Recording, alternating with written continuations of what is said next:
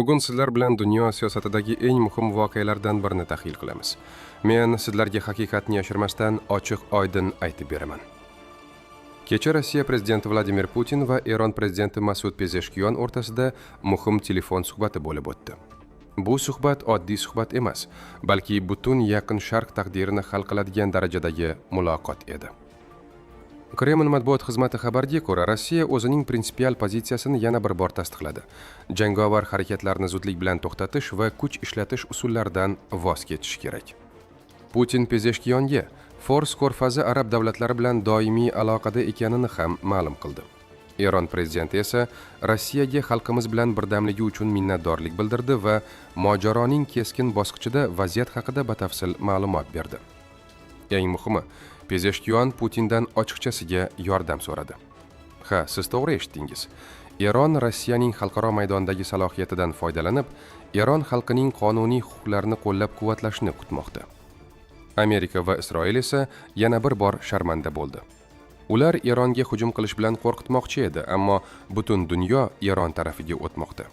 Washington Post nashri Rossiya Eronga Akush qo'shinlariga zarba berish uchun razvedka ma'lumotlarini taqdim etayotganini yozdi.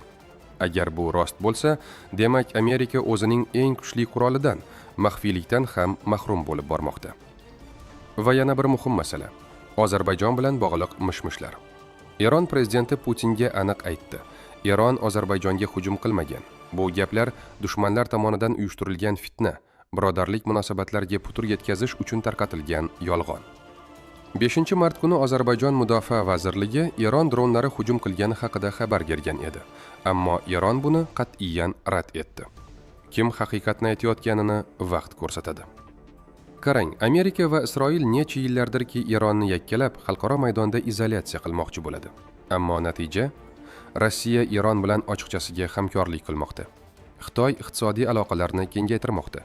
Fors ko'rfazi davlatlari ham Eron bilan muloqotni davom ettirmoqda. Bugun Putin va Pezeshkian suhbatlashdi. Ertaga butun musulmon dunyosi birlashadi.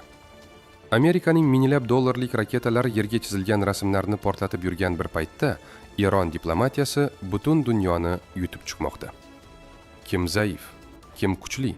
Buni endi hamma ko'rib turibdi. Amerika qo'rquv ichida, Isroil esa doimiy tahdid ostida yashayapti. Eron esa o'z haq-huquqi uchun kurashmoqda va bu kurashda yolg'iz emas. Biz musulmonlar birlashsak, hech kim bizni yenga olmaydi.